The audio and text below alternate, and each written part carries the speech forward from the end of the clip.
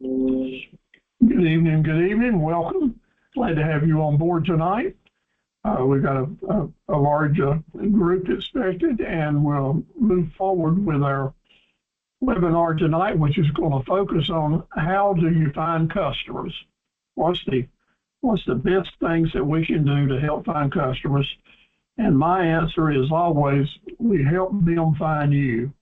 We work on it from that basis, helping customers find you. So we'll jump right into it and we'll get started here. My name is Steve Carver. I'm in Dunn, North Carolina. My presentation number 1275. That'd be the number for our tonight's program if you need to refer to it. And we are sponsored by the Small Business Center at James Sprunk Community College in Kenansville and at Warsaw. I'm not a lawyer or a CPA. I'm a fellow that's been in business for 65 years in counting. Still working today. Had a good business day today and look forward to many more. What I do mainly is offer free advice and share experiences with y'all. I'm glad to do it. And the first advice always is don't be afraid to ask for some help, second opinions, another viewpoint. And you can certainly get that assistance and good information from your small business center nearest you. And if you don't know who and where they are, let me know, and I'll be glad to hook you up with the ones with the Small Business Center designed to help you. They're all across North Carolina, all offering professional services, confidential and no charge. So if you're not using their services, you're missing out on some good benefits. And I'll be glad to help you any way I can to connect with them. The director who's sponsoring us tonight is Joey Wynn at the James Sprunk Community Center or Community College Center, and her office is over in Warsaw. And she's just looking real forward to helping you any way that she possibly can. Our tonight's presentation, number 1275, is about finding customers. And if you had signed up in advance with Joy, she's already sent you some study guides. If she didn't have your email address, and if I get it tonight, I'll send them again to you tomorrow, plus a couple that I've added during the week. So these study guides can be quite helpful for you. Tonight, it's all about finding customers. Next week, we're going to be talking about cash flow. And the cash flow series I'm going to offer next week will be brand new. It'll be different than what I've done for the last 19 years. And looking forward to open up with new and I think better, more interesting information for you. So that'll be on board for next week's program on Monday night. Those of you that are attending on a regular basis, you can earn achievement and completion achievement certificates that we'll be glad to create and send to you. If you attend at least 6 of the 8 classes, you automatically qualify, and there's several of you on board already that are online or on target to receive certificates. And if you do even more and do some of the homework assignments that you'll see in the study guides, you'll get even be able to get membership into the academy and also advance in academy standings. So I am keeping up with attendance. If you see where I've made a mistake on any of the attendance boards, just let me know and I'll be glad to make the corrections. So we had a good crowd during the last 3 or 4 weeks so far, and want to keep y'all coming back. I'm just recognizing some of the folks that are our regular attendees and working hard. We got Sherry McQuarrie. She's from over in Charlotte, and Sherry's done an excellent job. I'm going to give her an extra amount of congratulations, because with a course that we just ended up last week, she's going to be finishing first in class. So congratulations, Sherry. Second time you've received that award. Kenzie Roper's been with us, and we're glad to have Kenzie hopefully coming back on a regular basis with her KR Crafts business in Staley. And she's doing a good job with her marketing. Looking forward to seeing even more work from her. And Alicia Lambert in Asheboro is really being active with her new business, Faith Flowers and Crafts, and certainly look forward to watching her grow her business and move forward and join up. Alicia has already got 667 followers with 911 following her when I checked out her Facebook post. So we can all learn a little bit from Alicia on how to get those followers to start following you on your Facebook business page. If you can move those 911 over to your business pages, Alicia, you'll start getting a whole lot more business without a doubt. Sarita Sampson's with us again tonight. She's our senior master. Now it's a 16 associate after completing last semester. And Sarita does our certificates and does lots of virtual assistance work for folks. And so she's in business to help you any way she can. Edna Jackson is in Tarboro with completion of last week. She's a Master 6 associate. Jennifer Baker is with us tonight. I'm glad to have her with us. I'm starting to attend regularly her Baker Accounting Services. Jennifer, I noticed you've been posting a few things. Picked up a couple of copies here. I like your logo. Look forward to seeing your website get up and running. So stay in touch with me and let me know as you start adding your marketing, and we'll certainly try to help you move forward. So congratulations on your progress so far. Michelle Combs in Wallace is joining us on a regular basis. She joined us several years ago, and she's back with us on this semester, getting ready to start promoting her business. And Ray Fox, good to see you, Ray. Appreciate you being back with us tonight at Oriental down in Pamlico County on the coast. Ray is a expert outboard engines repair person, certified technician, got his certifications from several manufacturers. And Ray, I congratulate you on starting to post up your certificates of achievement and certifications with the manufacturers. That is a really good thing to do. I noticed you got them there from Yamaha and from other folks as well. So you keep up that good work. Looking forward to getting some more photos from you. I noticed that you've got your My Business on Google account up and running. That's a really good thing to do. We'll mention that tonight. I want you to go back to that and get an actual map to your location.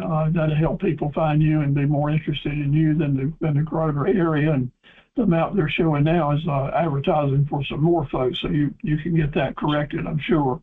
But you're got a good program started. We'll keep working on it and help you.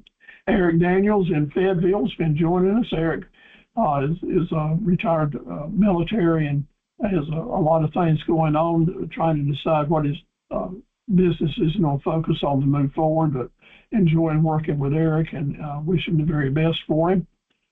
Sonia Roberts is in Charlotte. She'll be a Master 5 associate coming up after completing the last semester. David Mays is in Statesville, moving forward. He'll be a Master 2 associate as he's coming up. And Shannon King in Faison will be a Master 2 as well. So thank you very much for that attendance and your work.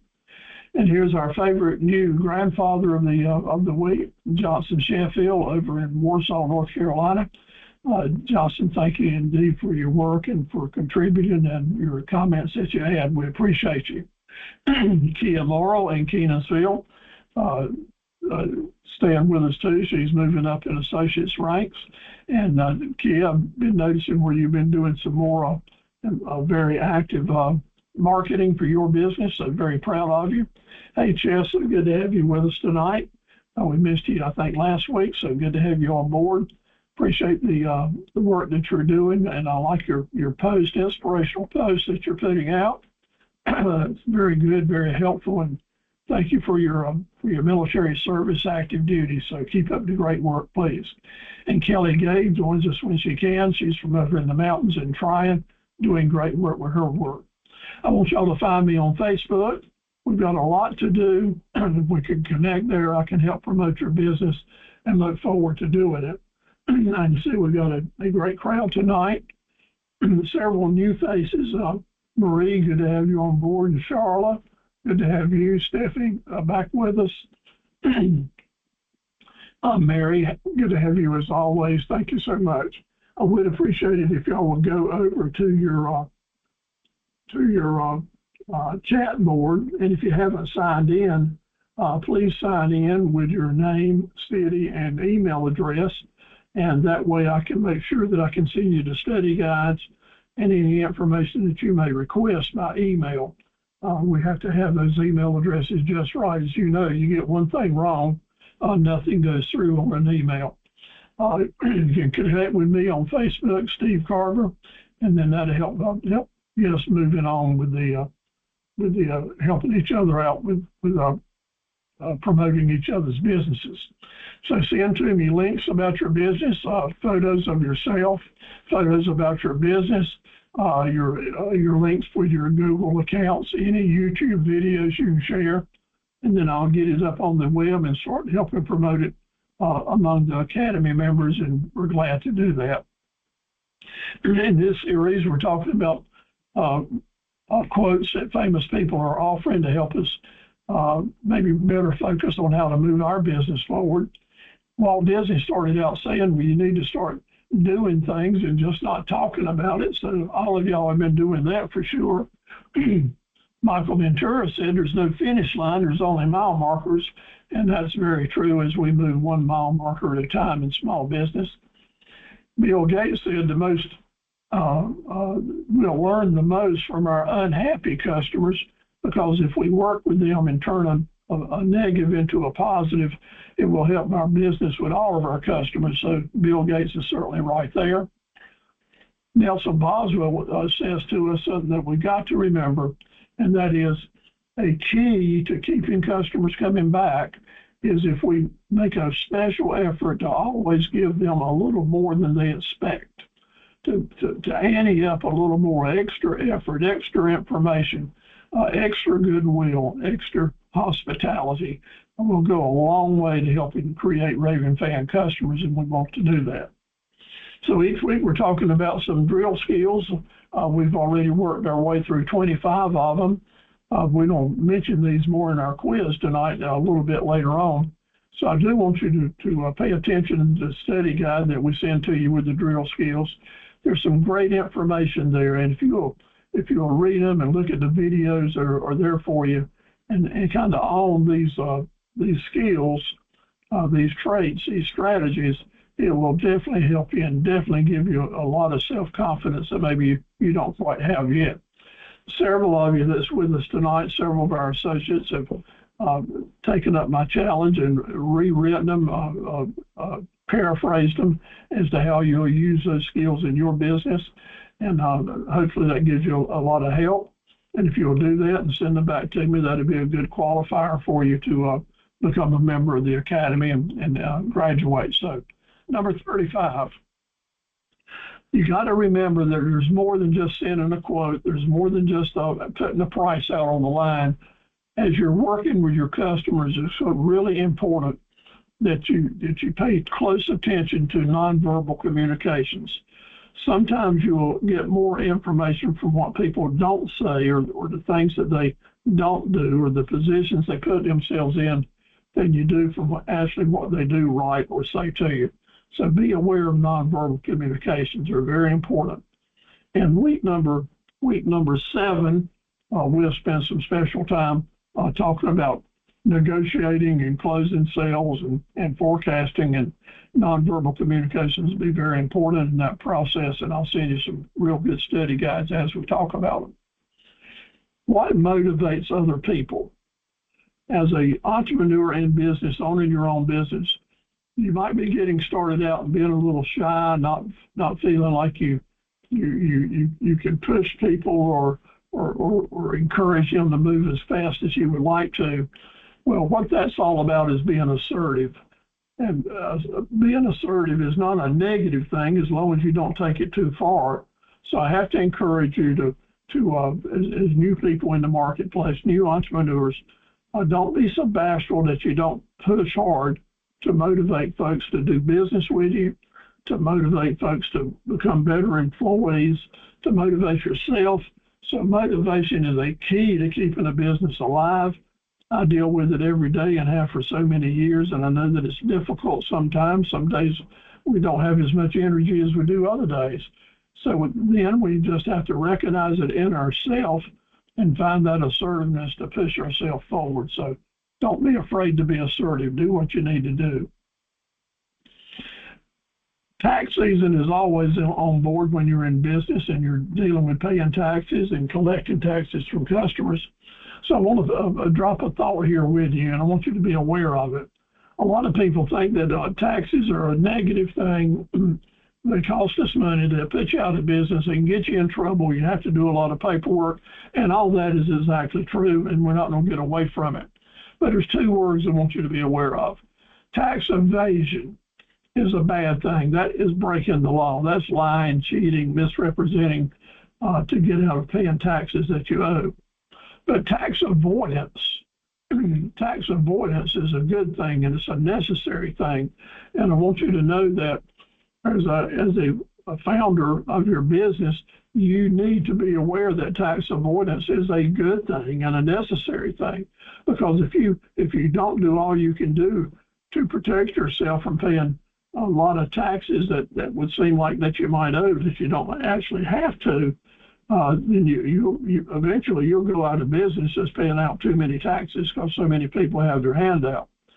So being aware of the tax deductions and depreciation and having a good bookkeeper and having a good CPA to give you a good advice on how you can avoid paying taxes you don't have to, that is a must in becoming a successful entrepreneur for the long term. So tax avoidance is a really good thing.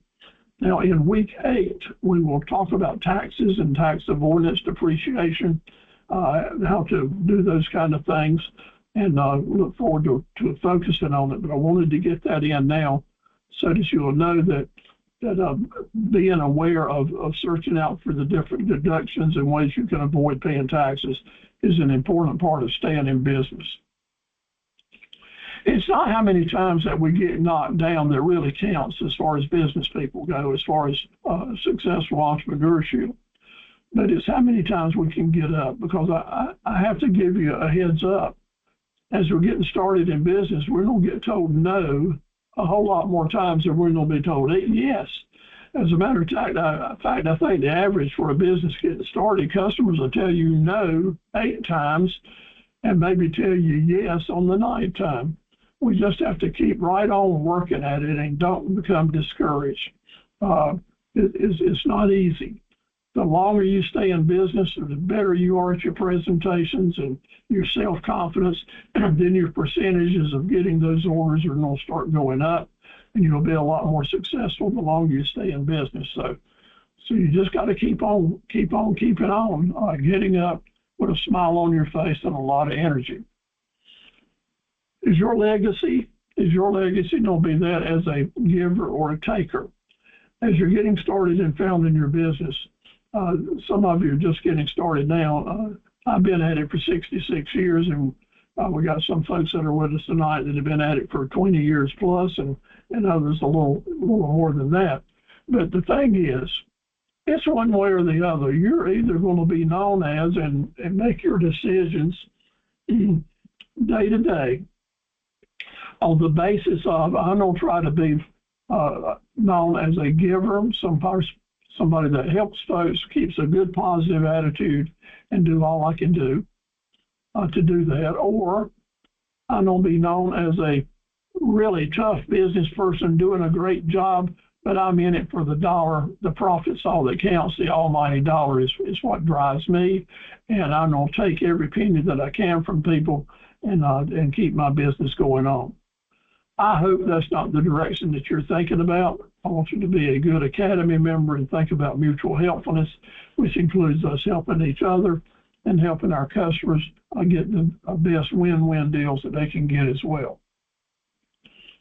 Remembering now that being the very best person that you can be also means that you're being the best business person that you can be. And as you do that, you'll be letting your light shine to the world, to customers and other people, and they will recognize that you're taking the high road, that you're not taking the easy course. You're doing all you can to help people, and that is letting your light shine to the world. And as you do that, it's going to help you have a more sustainable business day after day. It will always pay you a dividend to let that light shine. Last week, and so this is a reminder, last week we talked about the magic marketing moment. So we were promoting the Golden Goose marketing campaign last night, and I appreciate all of you being present for that. And part of that was talking about the magic marketing moment. And what is that now? We got to remember. Let's put that into our drill skills and remember it. Our marketing plan works best when we follow up with our customers, when we stay in touch with them, and we remind them that we want them to be 100% satisfied, and we're following up to make sure that they are. And when you do that, you are creating a raving fan customer. When you're telling them that you want them to be 100% satisfied, and they're going to be so happy they'll keep doing business with you. And when you follow up and remind them of that, it proves to them that you're telling the truth, and that's when you get to have the magic marketing moment, and you get to say to them, "Now, when is it you're planning on buying something else? Who is it you might tell me that I need to call to do something? What products do I need to add? How can I run my business better?" It's that flow of information you get in the magic marketing moment from your customers. That feedback that you get is where you start changing and making adjustments in the way you're running your business and your inventory and your profit centers. That information coming back and you listening to it and putting it to work. That's how you guarantee pretty much that you'll get to stay in business for a long time. If you're keeping up and you have a database, you're staying in touch with your customers and you're getting that feedback from them and you're listening to that feedback and taking action to make it work, by golly, you're on the right path when you're doing that. So how are we going to improve our marketing right away? Number 32, our drill skill. Every day we think about how can we add videos to our web pages? How can we do more YouTube videos and put them in the marketplace, because they are so very important. And we'll dive deep into that later tonight. So be assertive, motivate yourself, motivate your customers. I'll keep doing that for you. And your job, if you would please, is to find the endurance. I like the word endurance. Find the endurance to stay in this game. Sometimes it's going to be tough, but just keep plugging along, working at your own pace. A footnote that you want to plug in as a foundational cornerstone in your business that we're always going to remember. You'll find sustainability if you're offering your customers items that they need, that they are going to need, and if they need it, they'll keep buying it in good times and bad times, and also in your mix, offering them items that they want. So you want a good array of profit centers. And you want diversity there so that you have diversity with things people want and things people need, and that they're connected in such a way that you can say to someone when they buy one thing from them, and by the way, we've also got this. That's a real important factor I want you to fit into your basic thinking about how to keep your business running for sure. So getting more serious tonight now, I want to say to you that the things that I'm offering to you tonight are just not tips that I picked up somewhere. These are time-tested strategies and successes and things that we've worked really hard over 65 years to make sure they work in our marketing campaign, to make sure they work in helping customers stay in touch with us. So our theme tonight, is the first time I've used this, is simply let's stop chasing customers and start positioning ourselves that they're going to come to us. The chase is hard, but we can position ourselves very smartly and with a lot of savvy and take a lot of the work out of having to go out in the world and chase customers every day and spend more effort just collecting the information as they come to us. That's my goal for you. I want you to remember the 1, 2, 3, 4 punch, the 4 things you can do tonight, tomorrow, to really help your business move forward and to help customers find you. We'll talk about those later on, so looking forward to working with you, and thank you for being with us.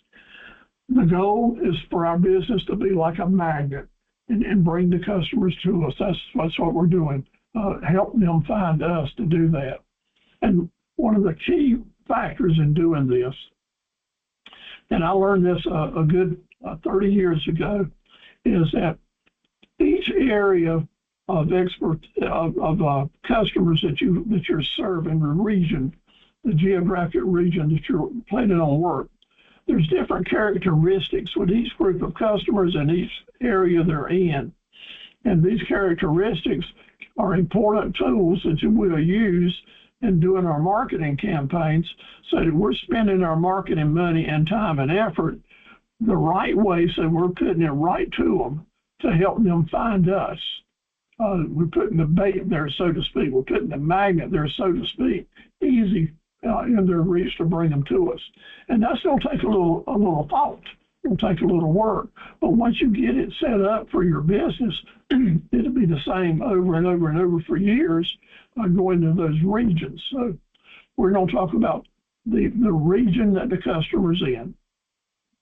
And then we're going to talk about the group or the niche market that the customer's in. And those two factors, the niche market or the group, the customer group, and the area that they're located, will be two very important factors about how we're going to position our marketing. We can't be all things to all people. We can't be everything to everybody in the United States. So it's crazy for us to spend marketing money that's designed just to blast out broadcasting for small businesses that we are. It's smart and savvy for us to think about how can I spend the money the right way that gets right to my particular customers, the low-hanging fruit, to help them see my ads and bring them to us. So there's several really effective ways that cost very little money to start bringing customers in.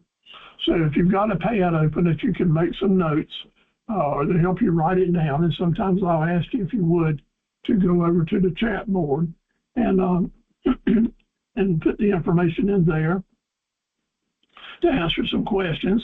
And I would like for y'all to go to the chat board if you haven't already and type in your name, your city, and your email address. Make sure you're getting that email address just right. Please add that over in the chat. I'd appreciate it very much. So what are the things that we can do right now that cost the least amount of money to help customers find us? So the most effective way, the number one most effective way, and the number one least costly way to help our customers find us, you're probably going to be kind of surprised because it is simply your mobile web page. The web page that customers find you when they go to their telephone and they're searching for you or your business, whatever it is. That web page or that page that comes up on that telephone is called the mobile web page. And it represents your social media page or probably your website page or your My Business at Google page. But you can design and set up your mobile web page to be very powerful, or you can do nothing about it and it will just come up as another picture of a computer web page like you see on your desktop. And some of these mobile web pages are really hard to open and navigate and define. All of us experience working with web pages on our telephone that are very hard to read.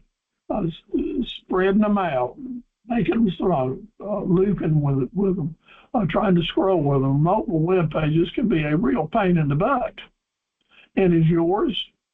Well, if it is, that means you're going to get less business from it. So we want to design our mobile web pages so that they're easy to read, easy to navigate, and mainly get the customer in touch with you as soon as possible.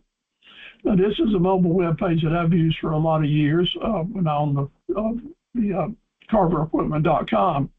And that web page was designed with the red button and the blue button and then a few pictures. I wanted people to be able to press one button as soon as they found my page. If they wanted a quote, just hit that button and they could send a text and tell me what they wanted a quote for. Or if they wanted to talk on the telephone, which is the most important thing that you can get them to do if they got their phone in their hand, is just hit one button right on that page and it would automatically dial your number. That's powerful because if you can get a customer who's just started shopping to be able to touch one button real easy very encourage them to do it. You're being assertive here to touch that button and call you. You're going to take them out of the market, and that's going to give you a huge head start on all of your competition. So listen to me, my friends. Change your mobile web page to this pattern, and it will make a world of difference. Now, you can then add on that same screen that's on their phone that first comes up some photographs or some images where they can touch those and then go to the web pages or more information about those items.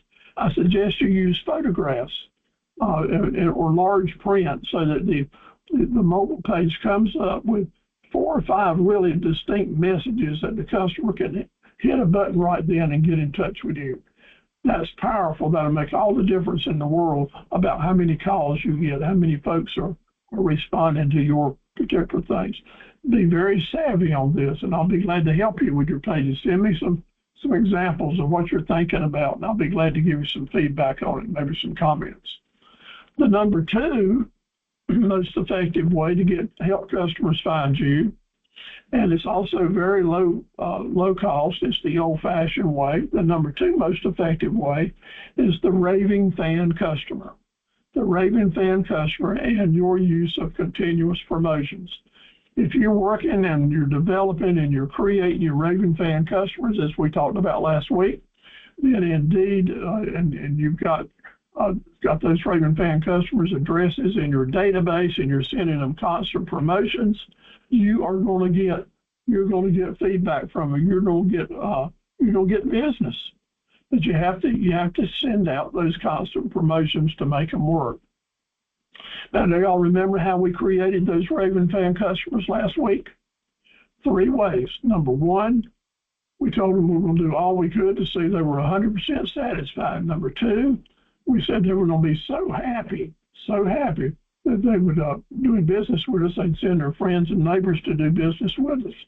And then we followed up and reminded them that we truly did want them to be 100% satisfied. And then we went to the magic marketing moment. But that's how you create, and then you start getting the benefits of having raving fan customers. It's the old-fashioned way, keeping that fresh bait in the water, keep sending out the constant promotion that really works. Now, the number 3 most effective thing that you can start doing right now, kind of a newer fashion way, is indeed get involved with your My Business at Google. Once your business is established, you go to Google, you get your My Business at Google account, just like Ray has just done. Several of you have done it as well, I'm sure. That is a huge plus for you. It's like having a free, powerful website that Google is promoting there. You can have your reviews there. You can have your maps there. You can have your photographs there. It's just really, really powerful. Do it. Don't wait. Go ahead and get My Business at Google account. It's a big deal. And number 4, this is the 1, 2, 3, 4 strategies. The number 4 thing that will make a big difference for you right now is promoting your business through your YouTube videos and getting your own YouTube channel. Huge, huge factor to help get your business up and running.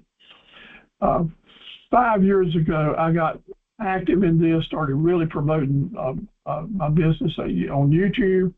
And I want to tell you that within 3 months of really getting more involved with YouTube videos on web pages, I could see almost daily a constant increase in the amount of business that we started getting going in.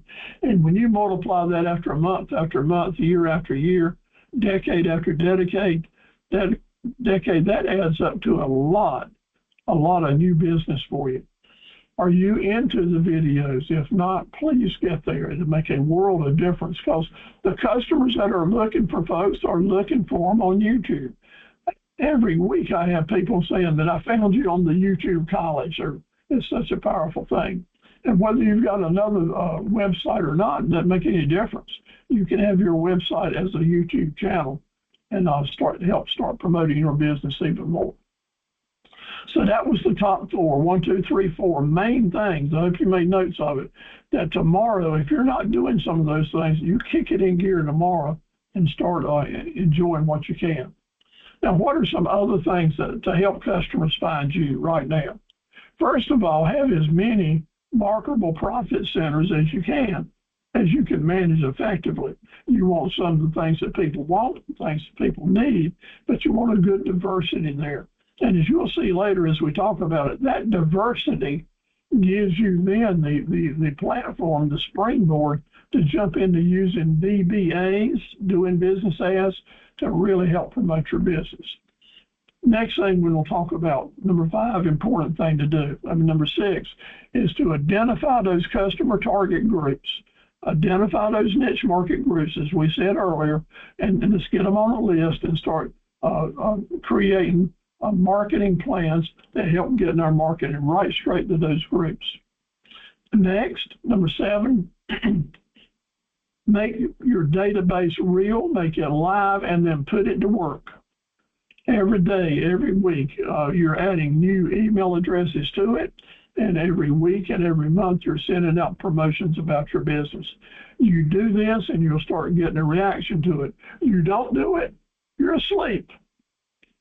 If you're not reaching out to your customers, specific customers with email campaigns, indeed you're missing the boat, because it's very inexpensive and it gives you the chance to send specific profit center information of things that you're selling to certain groups, and therefore your message is getting to the right people and you're not wasting your time or your money. Number 8 that we'll talk about even deeper tonight is using SEO strategies. SEO, search engine optimization, is all about the way folks find different web pages. And when you have landing pages, that is, you design pages in your web on your websites, so that when customers land on those pages, you are motivating and using assertive messages to get them to do business now. You got the hook there, reason to do business now. Just putting a web page up that's got pictures and information on it, that's a wonderful thing to do, but it don't make you a penny.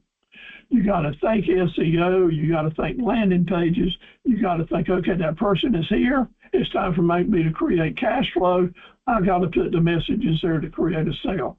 Yes, let's move forward, let's do what we can to motivate that customer to take my money out of their pocket and send it to me.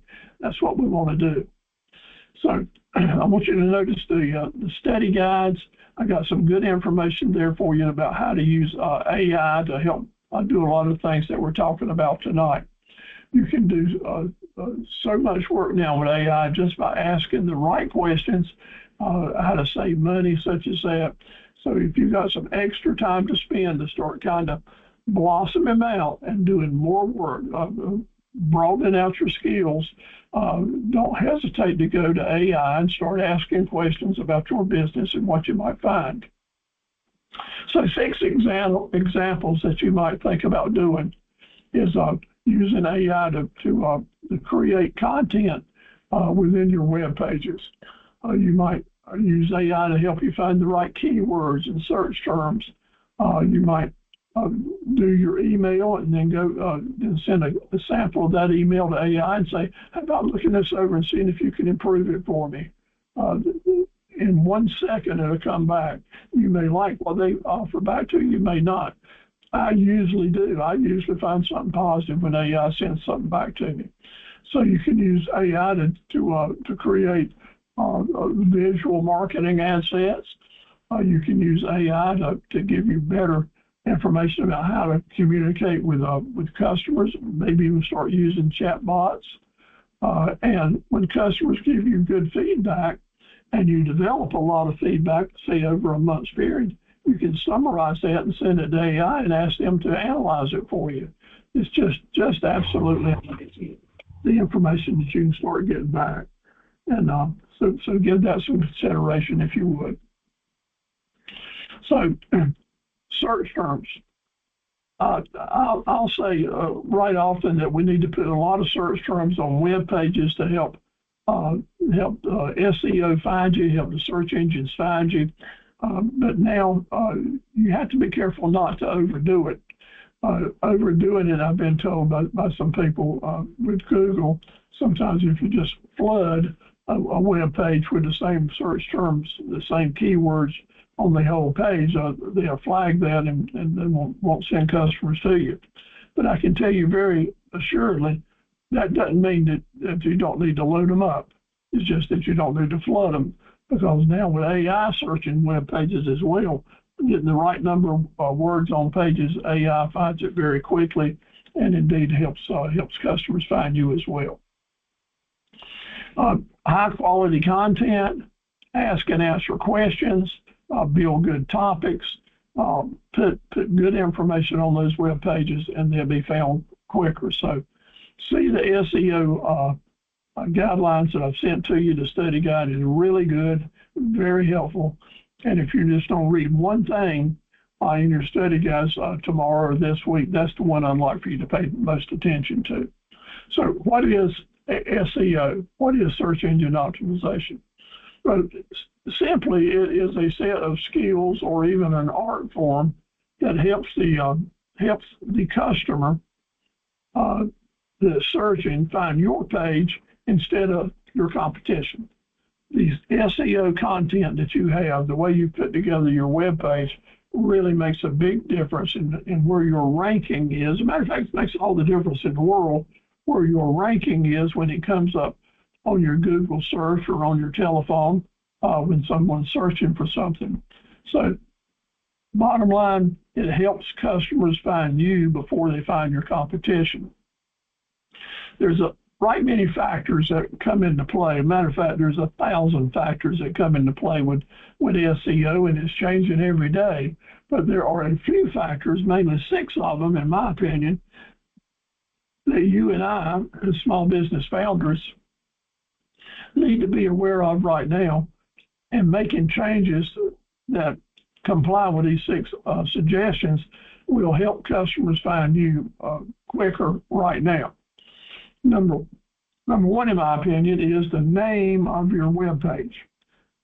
At the top of the page, the URL name up there, www, HTTPS, whatever, the name at the top of the page.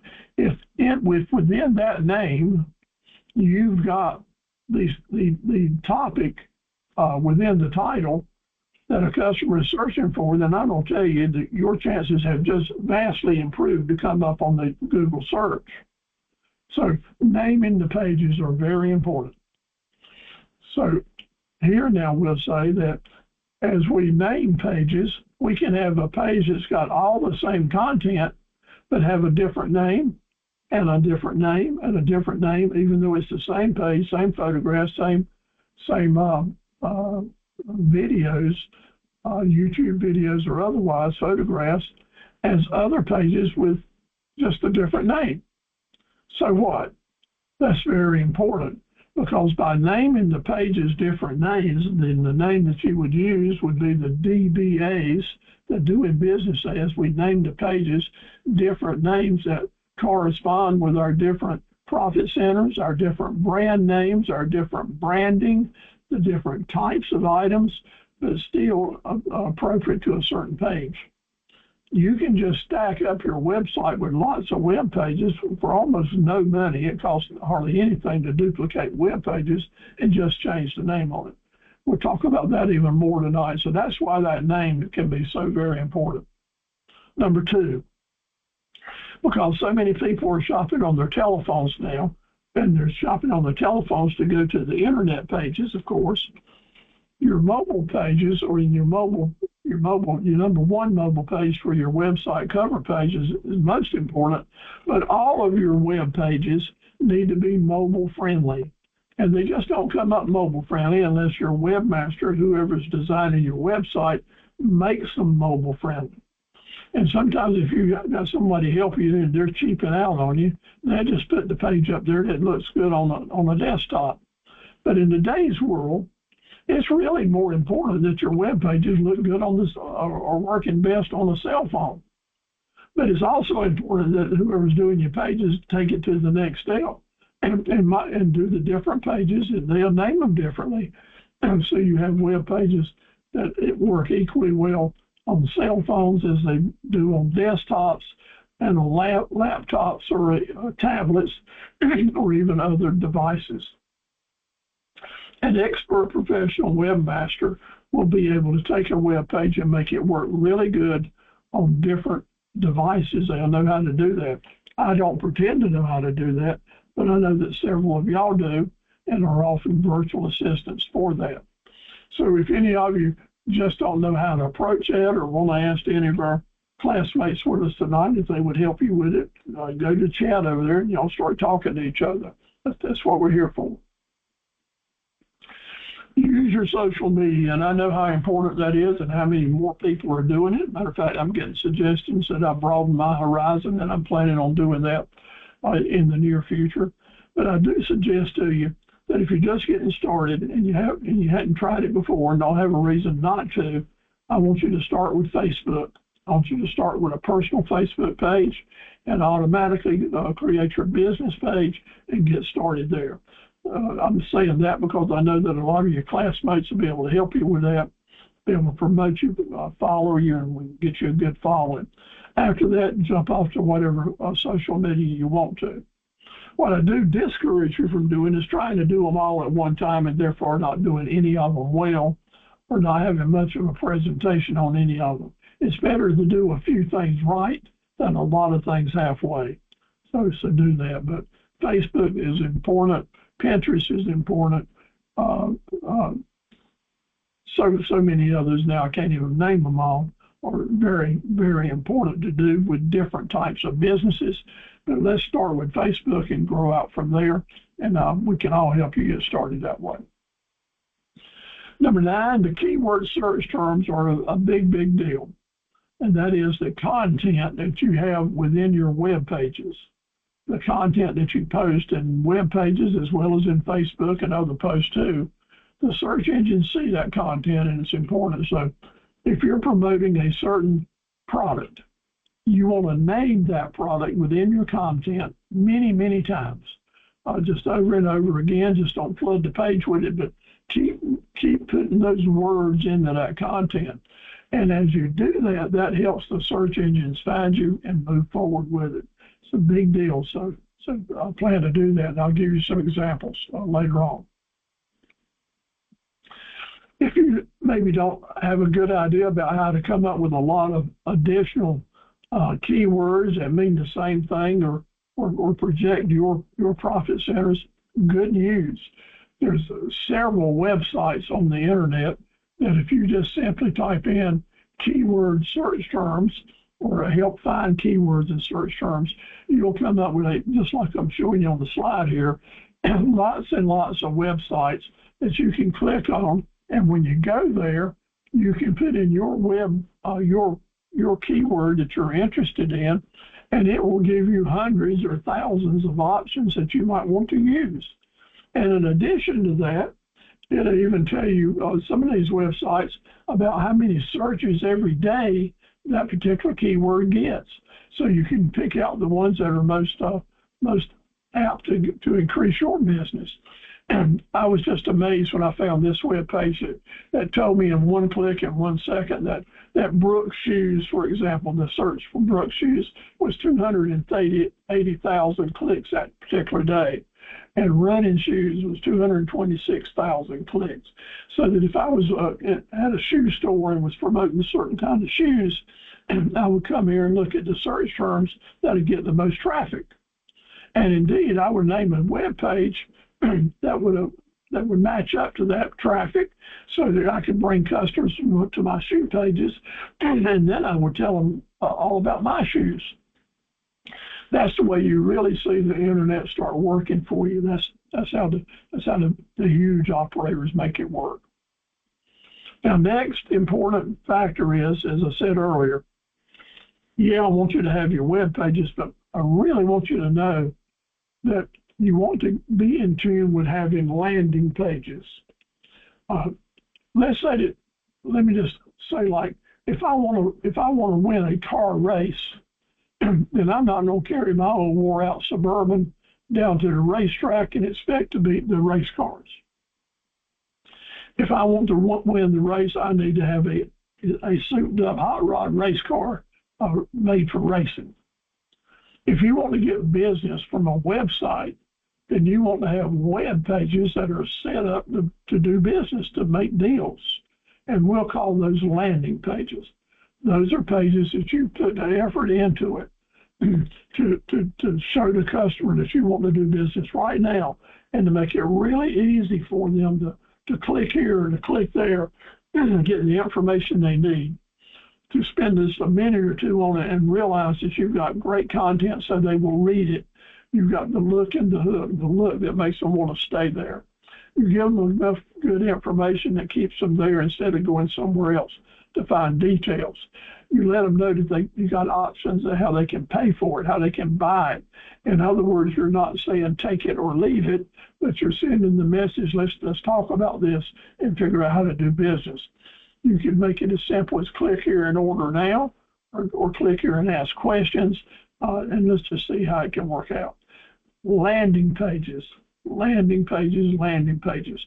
Once the customer finds you, and the landing page that you have sent them to that landing page with SEO and DBAs, you have helped them find your landing page. And once they're there, it's up to your expertise and to motivate and be assertive to turn this interest into a purchase. Yeah, I'm all about making deals. And the mechanics of moving from searching on the internet to getting to your landing page is what we're doing tonight. But let's don't forget that once we get them there, let's close that deal, make that work. Number 10 situation is location. And this is just not about the internet, this is about everything. And location has been a chorus in marketing ever since businesses opened up. Think about how you're positioning your ads on your web pages. Think about how you're putting your signs out. Think about your brochures, your business cards, and knowing that the more locations you have marketing at, the better the chance it is for customers to find you. Whether it's at the Chinese restaurant with the little cards that everybody puts up on the counter there, or the drugstore, you use those business card locations to help promote your business if it's appropriate for your business. Signage that you're putting out in the world, make sure you got them at the right intersections. The right location makes all the difference. Think about that. Sign placement is a big, big deal that we need to talk about. So location is always going to be an important factor. Now, get down to the nitty-gritty, the real basics about helping customers find you. How do we get our magnet set up? Well, first of all, we're going to be using the mindset day after day. Every time we open up a new profit center and start a new marketing campaign, we're going to have in our mind that I've got 3 options I want to see how I can use. What tools can I use to build this campaign? And the tools will always be the media and the method, and can I use some guerrilla marketing to help push it on even further. We do this with each target group of customers. We do this with each region of customers that we have. So let's repeat that, my friends. It's important that as we think about how to help customers find us, that we consider the group of customers and the location they're in. And then we move our thought process to what media will work best with them, what methods to use those medias will work best, and then are there some guerrilla marketing things I can do to stretch my dollars out even further. That's what we're going to be talking about. Now, here's a place that I put a footnote in, and sometimes we move so forward and try to get things done just right that we let some important things fall through the crack. And so I don't want that to happen with you, so we don't talk about that. Making sure that we take the time to think about all of our niche market groups is important. We don't want to rush through that process. And we're always wanting to be willing to add a group of customers. You may think of something tomorrow. You may think of a certain group of customers that can use your products that you hadn't thought about before. You may think about during the night or when you're talking with someone at dinner. Keep a pad handy and make notes when niche market groups come into your mind, and make a note of that so you can insert that into your marketing plan. Everything that you can do to help customers find you is important. And sometimes it's that one little idea you have tomorrow that you get into your plan that brings you lots of business over the years. Remember, brick masons that are building big buildings or small buildings, if they're laying brick, they're putting one brick down at a time, one brick down at a time. And they make sure the brick is level, and they make sure it's plumb. And before that brick is left, the brick mason picks up his trowel and he goes, yeah, if you're around brick masons, you're not there but a second or two before you hear. What are those masons doing when you hear that noise like that? What they're doing is they're taking that trowel and hitting the top of the brick and setting the mortar. They're setting the mortar, that is, taking the air out of it and making it stick. And if they don't do that, even on one brick, if you don't set the mortar, then the whole wall can fall down, the whole building can fall down. It is so important to set that mortar. And in business, it's important that we consider every customer, one customer at a time, and set the mortar with the customer. Make sure we have followed up with them. Make sure we've tried to make them a Raven fan customer. Make sure we've left a great impression. Make sure we've given them the invitation to come back and do business with us. We don't want to get in a hurry as we're talking with our customers. Create relationships. It's more important to create a long-term relationship with a customer than it is to close a nickel-dime deal today. Remember that. Keep the priorities where they need to be. And indeed, you won't let the customers fall through the crack.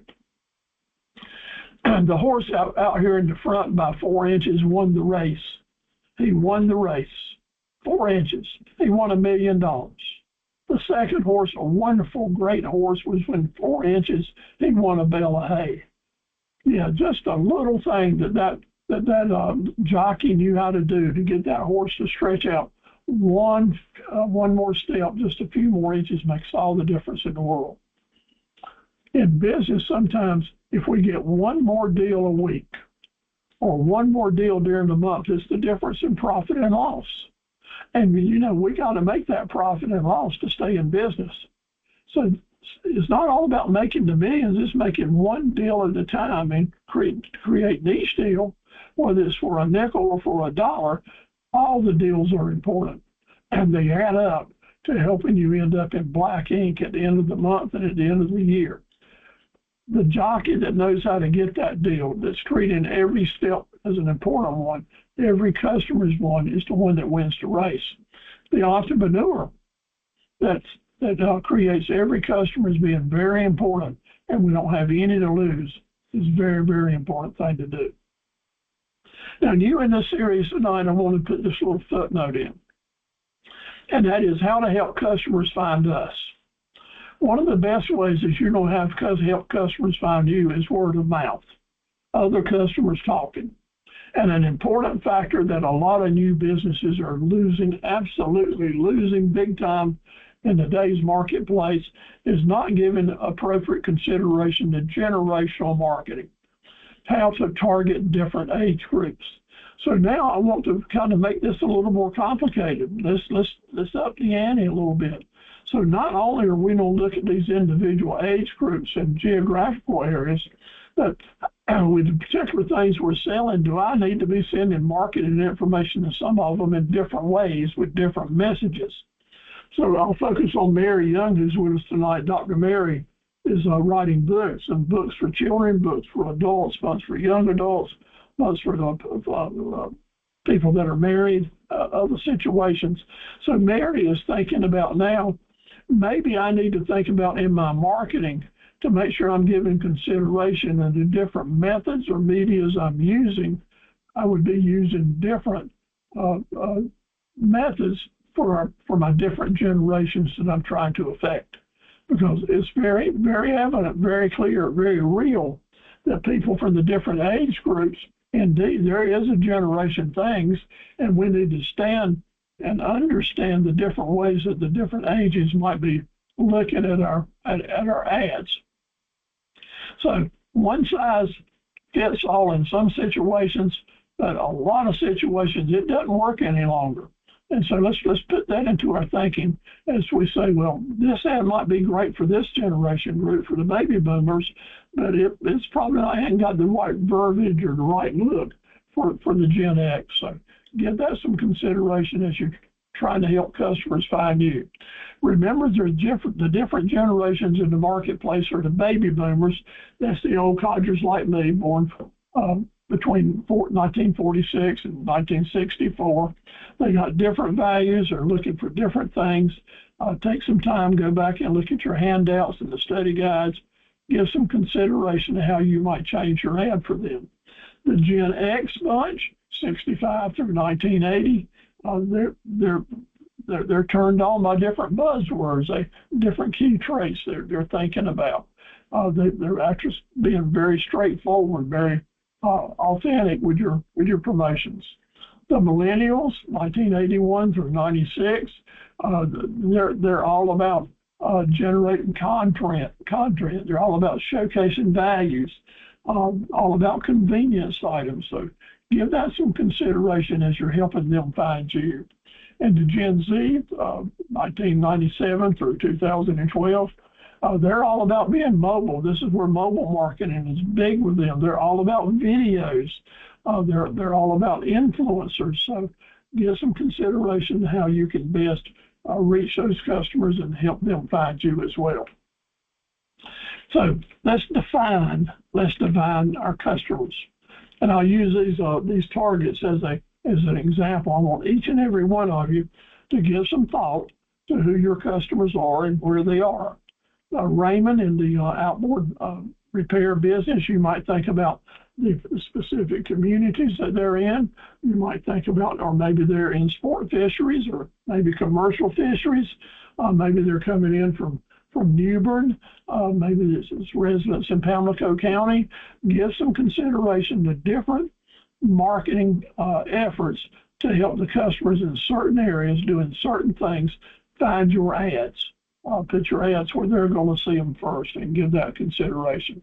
It might be in Morehead City and in Newbern. You might think about families that are affiliated with the United States Marine Corps, and there's lots of them down there. In Morehead City, it might be U.S. Coast Guard families. In Goldsboro, it might be Air Force families. In Fayetteville, U.S. Army families, and so forth. Think about targeting those ads to help the customers find your ads before they do something else. It might be that you have customers, all your customers you feel like are going to be searching on the phone for whatever reason that is. But if it is what you think, that most of your customers will find you on the phone, then that makes these mobile pages even more important to you. You want to focus on it and think about it. But then you might say, I'm serving little babies, I'm serving little children, or I'm serving senior citizens, and they're just not on the internet, they're not app. But here now, let's think about it and have a reality check. Little babies, little children, yeah, they're not on the internet shopping. And maybe the real old senior citizens are not on the internet shopping, but somebody is. Somebody's shopping for them. So you'll want to think about that message. You might be sending your ad to a Gen X shopper who's shopping for a senior citizen or for a baby.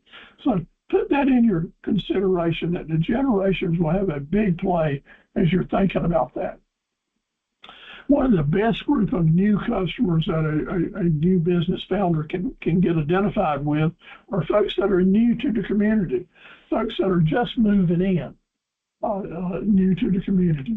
There's a lot of transit these days. I understand that 25% of North Carolina households are changing residents every year.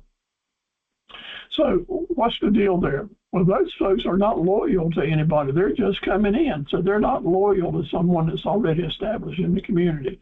So you might want to send your marketing messages, get it to them in such ways as welcome wagon or in certain publications that for people who are coming in or real estate type publications or signage.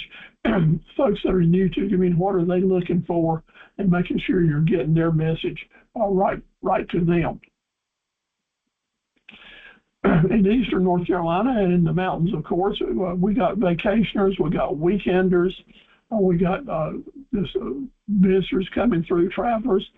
If you've got products, if you've got souvenirs or crafts or certain items that those types of customers are going to be very interested in, then basically what I want you to do is think about putting your marketing material in places that they will see it. The right signage, the right locations for your signs, the right medias that you're going to use, and such as that. Of course, if you're looking for nationwide or worldwide marketing, then it's going to be all about the internet and what you're doing on your landing pages. Big deal there. And the fact is that there's customers that you want, there's customers that you need, lots of them, that are very happy with who they're doing business with now, and they're not looking for a new vendor. Folks that are not looking for you.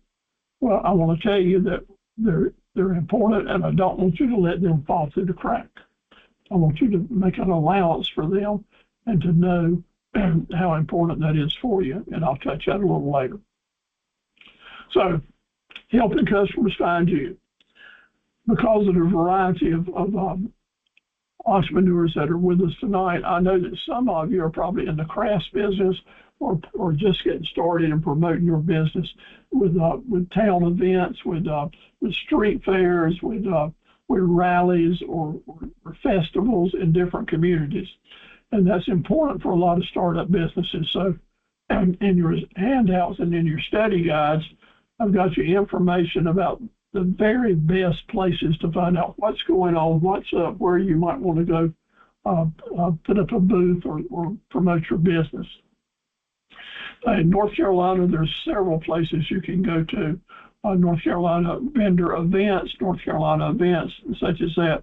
These are on Facebook and on the internet, and I'm giving you links to them in your study guides so that you can go there too. Some of these are just absolutely fantastic.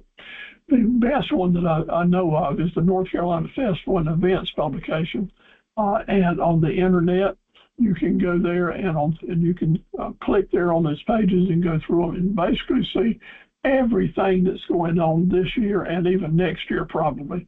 It's got a calendar there, one weekend right by the next, one event after the next, and then with each event it's telling you who to contact, tells you about it, what the costs are, and just more information and how you might get more information and check it out. Now, I want to encourage you, after so many years, people have told me that they've gone places and had great investment of time, and other places where they just really lost a lot of money and time. I really suggest that unless you feel like you need to take the gamble, is that before you spend money and travel, setting up a big booth and such as that, paying the fees and the expenses on staying somewhere overnight for the weekend, you might want to visit an event the first year, just see how it's going, talk to the other vendors, walk around, see what's going on, see if you really want to go there next year for the next time. In doing that, you might find other vendors who might share a booth with you. You might find a common denominators with some people, ways that you can save money or get better ideas on which booth you might want to be in instead of just taking potluck. By going in advance, you can cut your risk down a whole lot and maybe save yourself a whole lot of money and get great ideas so that you'll know how to make more money when you go back. Just don't go to an event because it looked good on the brochure. Unless someone has actually told you in person or you've got some personal experience there, I strongly suggest you don't, because these events will cost you $500 to $2,000 for an event. By the time it's over with, I want you to make some money and have a good chance on doing that. So rehearsing here. What's your best bait? What's your best way with your target groups to get activity out of the ABCD, the media, the method, and guerrilla marketing to make that work? The different medias are, of course, the World Wide Web, telephone marketing, print media, a lot of different print media, and of course, social media. Lots of options to go with. Another media is signs, and signs are really important. And in today's world, fewer and fewer startup businesses are using signage. I want to tell you, you might want to revisit that. You can spend about $365 to build a pretty nice 4x8 sign on 4x8 sign on 4x4 post, stuck in the ground out by the road with nice vinyl signage on each side or painted signage. $365 will probably get you a sign up. If you think about that for a year, that's going to cost you $1 a day. You think about it for 10 years, that's a dime a day. So if you can get a message out there that's getting your marketing message out there every day for a few pennies a day or for $1 a day, and it's a good message and you're changing it up, you're keeping it active, and you're starting to get some feedback, that's pretty good investment. So don't just discount signs as something you don't want to do. It's a good thing. Putting signs on your car, magnetic signs, is an excellent, very inexpensive way to put mobile messaging out there. I did this for a number of years, and of course, in the equipment business, I had a fleet of over 16 trucks, all of them with lots of signage, and that signage brought in lots and lots of business. So give that consideration to how to do it. Put the directional signs, the stick in the ground signs, very effective. The key there is put them where they need to be for the most effectiveness, and then move them around. A sign that's sticking in the ground that stays there over a week is old news. So move your signs around from place to place so that it becomes new news, and they get a lot more interest in people looking at them. Maybe in your community, maybe in your area, somewhere that you travel often, there's an old, like over here, there's an old sign that's been decommissioned, hadn't had any attention in years. It's just up there looking ugly. Indeed, that is a great opportunity for you to find that owner, see if they'll let you fix it up and start using it for a very low price, or maybe no price, or maybe you can buy it and get a $4,000 or $5,000 value here for a whole lot less money. See if you can take advantage of those. There are a lot of signs out there that need to be refurbished and redone. And guerrilla marketing is shown here on the mailbox sign. You can fold up a piece of paper, slip it over that flag. That is not against the law. Putting things inside a mailbox is not, you're not supposed to do that. But you can put flags, you can put messages on flags. Very effective for neighborhood marketing. I suggest you don't blanket the whole town at one time, but doing one neighborhood at a time will probably get you some good feedback for certain types of businesses. You'll probably get a complaint or two. Don't worry about it. You're in business. You can handle it. You've been to handling school. You do what you have to do to get your business done. Doing co-op signage is a good thing to do. Here's an example of 4 different businesses down in Pink Hill are sharing a billboard sign that would normally cost them about $400 to $600 a month. So they're probably getting it for $150 a month, and they're getting their message out in great big signage. So give some thought to this. This might be a good way in your community to share some billboard space with friendly entrepreneurs to get the message out. A lot of different methods. There's over 20 methods you can use. They're listed in your study guides. So the top 12 methods are using your profit centers, creating your regular fan customers, making sure that your staff is doing a good job with introductions and presentations. Make sure that your website, that you're doing all that you can do for your SEO. Becoming involved in social media the best way you can.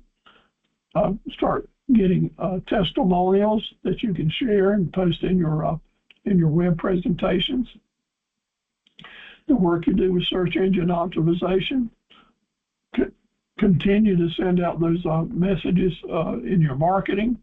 Use lots of referrals. Branding and private labels are very important for you. And your Google locator maps, adding those to your web pages are powerful too. This is an example of a Google locator map right here where I'm running the cursor around.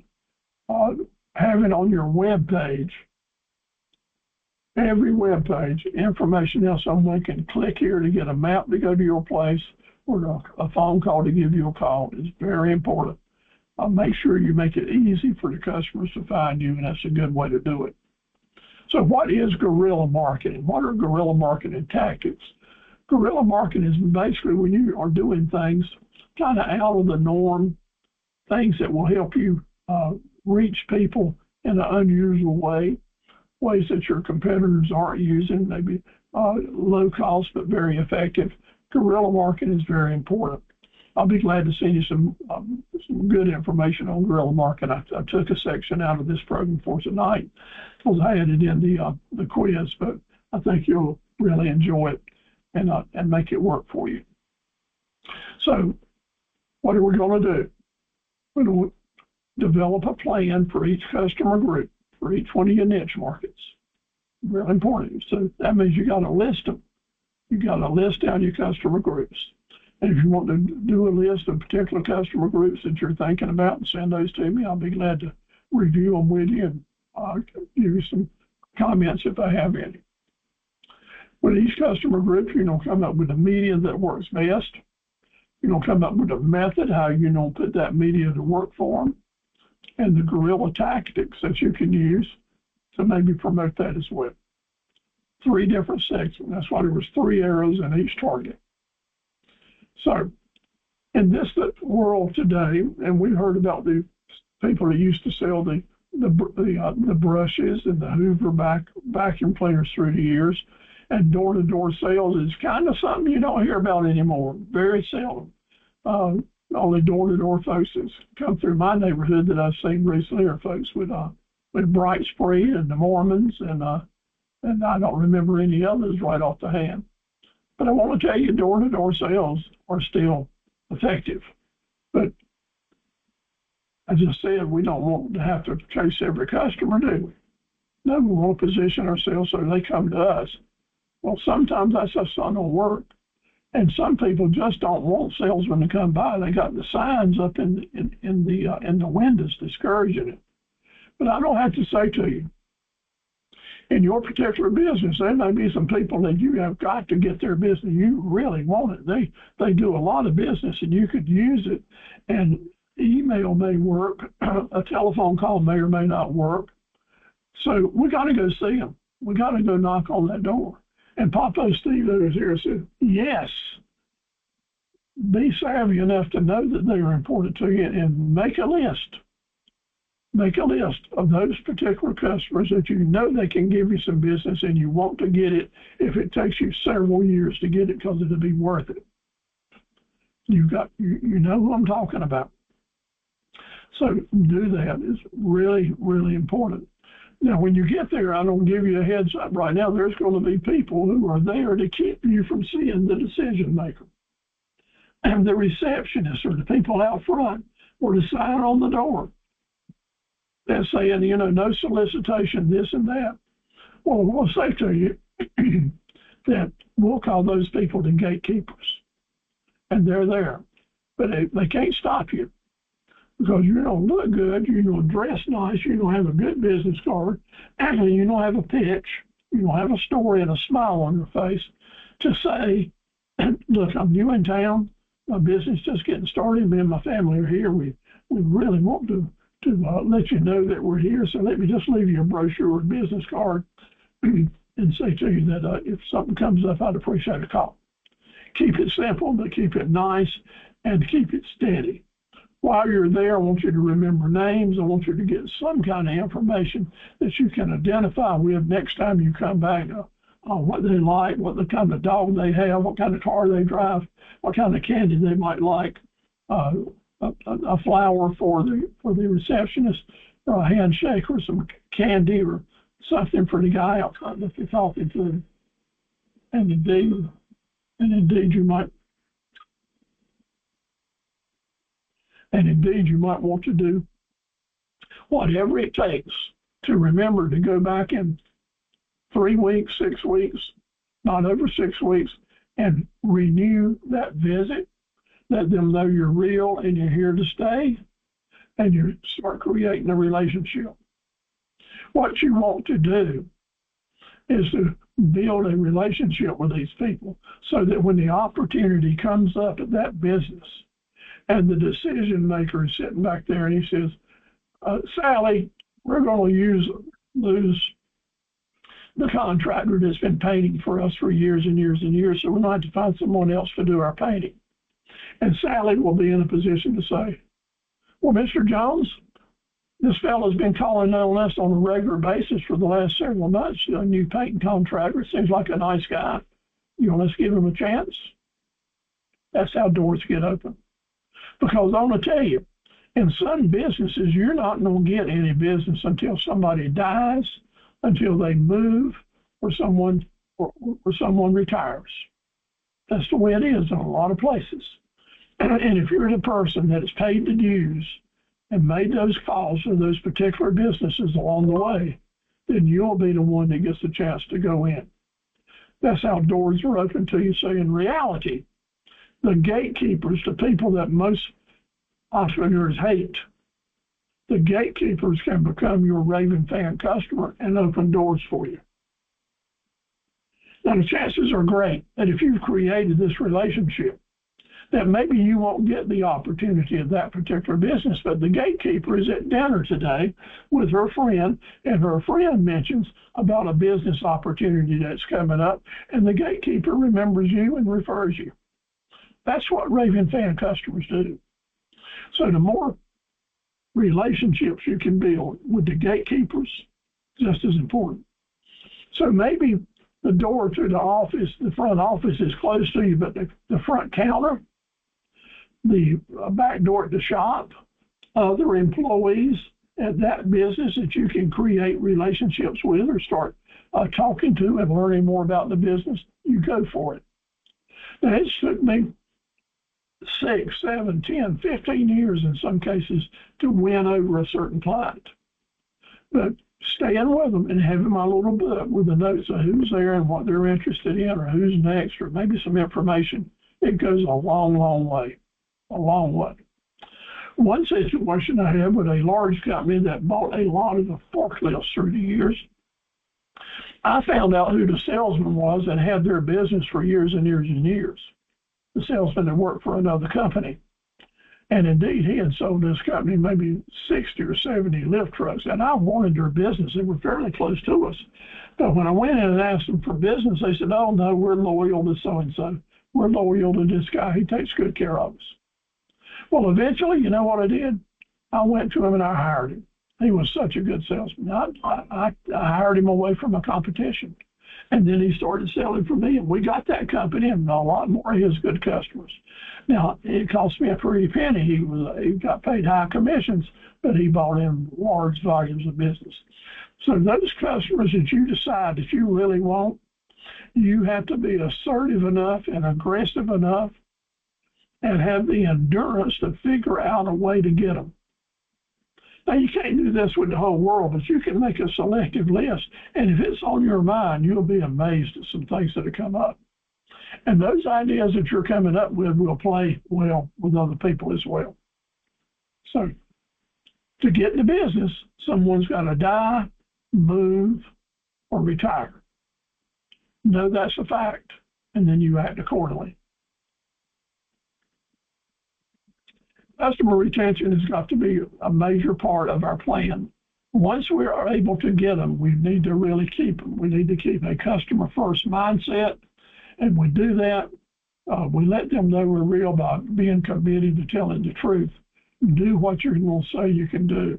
Show that you've got a moral compass and integrity. Welcome all the generations. Be full of hospitality and customer service and make every customer feel important. Set them one customer at a time. And the way you do that is you're making them feel valuable and important. It goes a long way so that you can keep customers for the long haul. And that's what we want to do. The first purchase is important, but year after year, retaining those customers just make your profitability so much stronger. We need to do what we have to do to become a magnet, to bring them in and then hold them close and let the way we do business encourage them to bring other people along as well. So thank you for listening now. Let's see if you got your quizzes or we learned anything tonight. I'd appreciate it if you go to the chat box and give me some letters over here and let me know that you're paying attention if you're all with me. So I'm not going over to the chat over there and just give me an amen that you agree with anything I said tonight. So I can see if you're paying attention. There you go. Thank you, Raymond. Y'all type it on in here. Thank you, Chessa. Here we go. Question number 1. What is the primary focus of an entrepreneurial stability plan? What's the primary focus of that? What answers would you say the best answer to that is? Maximizing profits in 30 days, customizing market and service plan for each customer group, spend the majority of your budget on traditional print, and hiring a big sales team. Okay, we got some letter B's coming in here. What do the rest of you think? Thank you, Jennifer and Jessica, Raymond, Misha. So we got B so far, and the right answer is B. You're exactly right. Our main objective, main focus, is putting together a particular plan for each specific customer group. Number 2, according to my presentation, what makes a Raven fan customer happy? What makes them happy? What does it? What do you think about that? What's the little key, the secret I've got to creating Raven fan customers? And the answer is B, is C. You are exactly right. And we use the thought of planting Raven fan customer brain seed ideas, and then we follow up with our statements to bring them to effect. And it works. It is real. It's not a joke. Number 3, what is step number 1 to create that Raven fan customer? What's step number 1? The pledge. The pledge. Which one is it? It's B. That's what y'all are saying, and that's exactly right. B is exactly right. And I'll do everything I can to see you're 100% satisfied. And then what's step number 2? Let's nail this down. I want y'all to get Raven fan customers. What's step number 2? What's the right answer? Y'all are right again. The answer is B. Pledge that you're going to make them so happy that they're going to want to do business with you, and then they'll recommend you to their friends and the family. It works, so you want to do that. To get a full value of the foundational training materials mentioned, what should we all study? What's a really important thing that we study for a foundation training skills? And the answer there, y'all getting it right, is A. The 40 drill skills are just not a gimmick. They're real, so please spend some time with them. Number 6, when looking to help customers find you, how should geographical markings be handled? How can geographic marketing be handled? What do you think about that?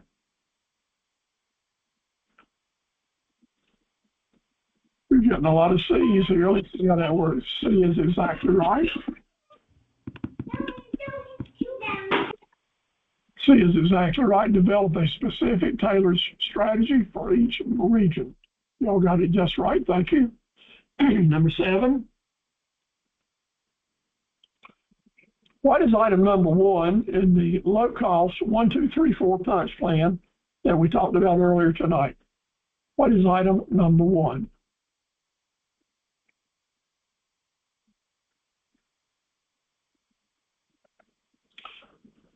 We got a lot of B's coming in. You're exactly right. Create a powerful, fast, easy to read mobile page for your website.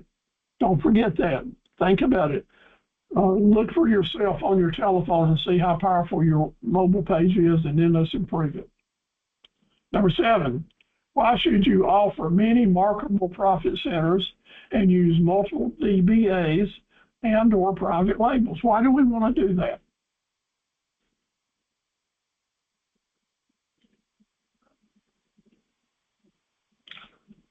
Looks like you guys are thinking C, and C is exactly right. To systematically attract and appeal to just certain targeted customer groups.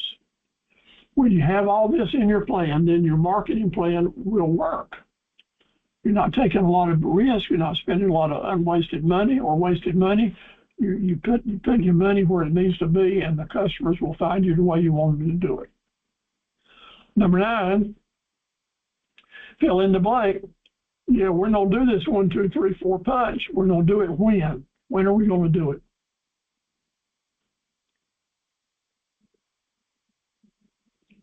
Later, cheaply, now, tomorrow.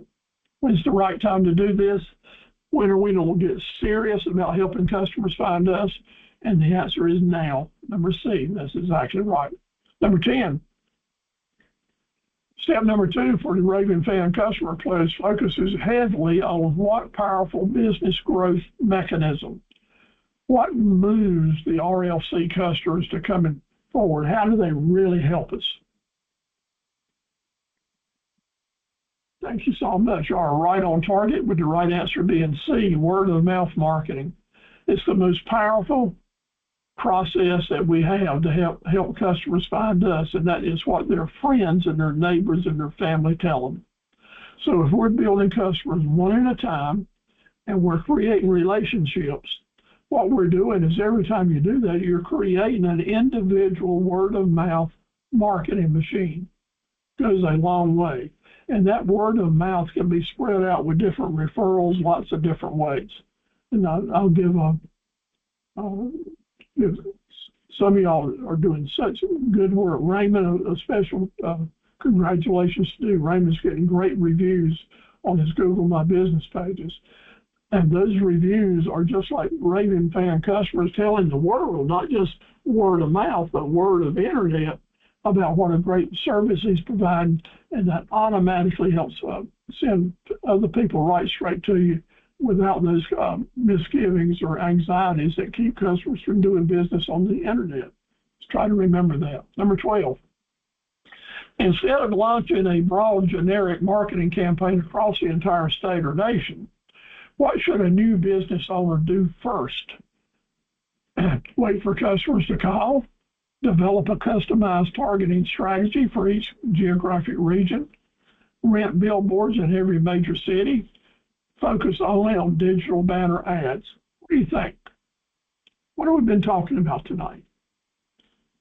Looks like we got a lot of B's. A lot of B's is right. Develop a customized strategy to make this work.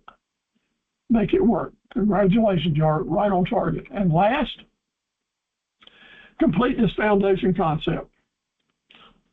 Sustainable business growth happens when you stop chasing customers and instead structure your business so that they, what? The whole subject tonight. And y'all coming through with the answer B. Thank you for listening. That's exactly right. And if we do these things, if we structure our plan so that they can easily find us through clear targeted positioning, then we're on the right step. Now, I've used different concepts tonight in trying to get this message to you and repeated myself several times. But I hope it works for you. I am so thankful and grateful to have had teachers and trainers who helped me learn these lessons through the years to stay in business for 66 years. And this is the meat and the potatoes that have boiled down after 66 years of the things that made the big differences. You know all the other things, you see it all on television, but there's a few things and a few nuts and bolts that if you do right and you stay with it, it'll work for you and help keep you where you want to be. So wrapping it up, if we help them find us, they'll come.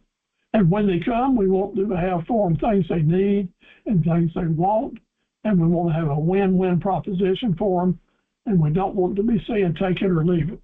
When you're doing these things right and you're trying to help people and you're treating people with the golden rule, then your business will do well and you'll get repeat business. And repeat business means you stay in business a long time. So God bless you. I hope it works for you. And God bless your business and your family. And thanks for staying with us. I appreciate it so much. And I'd appreciate you turning your mics on and tell me what you think about tonight's presentation, or ask any questions at all. And those that joined us a little later, Logan and Marie, it's good to have you back. Good. Sonia, good to see you with us tonight. Thank you all for joining us. I'd like to hear from you. Thank you so much. Well, Steve, I'd like to thank you for the presentation. That was awesome. Thank you very much, Raymond. I appreciate you and all the work that you're doing. I I want tell to you, follow up with this Raymond hits, too. I just want to say one other thing. Of my 11 customers I've gotten within the first 30 days, every one of them are raving fan customers. All right. Yeah, so I've got these guys by the hook, and I even went as far as telling a guy he didn't need something when he wanted to order it to save him money. And today, a guy, even though it took us 3 hours, I was only able to charge him for 2 because he had a budget he wanted to stay under. Sometimes you got to waver a little bit for your customers in order to facilitate them to come back. That's exactly right. And you want to get their email addresses and their contact information and put them on your database and keep sending them information. That's right. Keep them in the fold. Yep. We have to remind customers that we're here and we're hungry, and encourage them to spread the word for you, and they will do it, no doubt. Thank you, Raymond. Appreciate it. Hey, Sonia, what's on your mind? I just want to follow up with Raymond that this class is awesome. It's something I look forward to every Monday and Tuesday, and every time you are available and taking classes online. We love it. Like I said again, you're one of our #1 supporters, and the college is blessed to have you, and so are we. And just thank you so much for everything you're doing to encourage small businesses. Thank you, Steve. You're so awesome. Son, you're too nice. And now we finished up our Tuesday night work last week, and I'll be announcing the winners of the awards for that class. But starting in September on Tuesday and Thursday nights, we'll start a new semester of classes. But we'll be working on Monday nights up until then. And appreciate all of you joining us. Okay, who's next? Hey, Logan, good to have you with us tonight. And Chessa, how are you getting along? How's things up in Virginia? Things are going okay. Thank you for asking. That's good. I appreciate your words of inspiration that you're posting every now and then. Yes, I'm taking a break for the month of August. I do that every year. Very good. Thank you. And Dr. Mary, how about sending me, if you don't mind, if you're still with me, how about sending me some promotional material on your latest releases so I can spread it around a little bit for you.